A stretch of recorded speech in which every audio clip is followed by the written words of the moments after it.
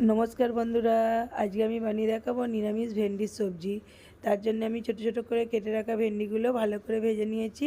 ওই কড়াতেই আবার কিছুটা তেল দিয়ে জিরে আর কাঁচা লঙ্কার ফোড়ন দিয়ে ওর মধ্যে কেটে রাখা আলুগুলো তুলে দিয়েছি।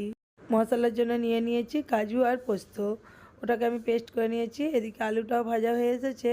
আলুটার মধ্যে অল্প কিছুটা আদা দিয়ে কিছুক্ষণ কষিয়ে নিয়ে আবার ওর মধ্যে আমি ফেটিয়ে রাখা টক দই দিয়ে দিয়েছি। টক দই দিয়ে কিছুক্ষণ কষিয়ে রেখে মশলা যেটা বেটেছিলাম কাজু আর পোস্ত, ওটাকে দিয়েও কিছুক্ষণ কষিয়ে নেব। এবার ওর মধ্যে পরিমাণ মতন নুন হলুদ দিয়ে কিছুক্ষণ কষিয়ে পরিমাণ মতো জল দিয়ে ঢাকন দিয়ে সেদ্ধ করে নেব। আলুগুলো কিছুটা সেদ্ধ হয়ে এলে ওর মধ্যে ভেজে রাখা ভেন্ডিগুলো তুলে দেব। ভেন্ডিগুলো তুলে দিয়েও কিছুক্ষণ না আমি ওটাকেও সিদ্ধ করে নেব। ভেন্ডিগুলো দেওয়ার পর আমি 2 মিনিট মতো সিদ্ধ করে নিলাম। দেখুন আমার ভেন্ডির সবজিটা রেডি।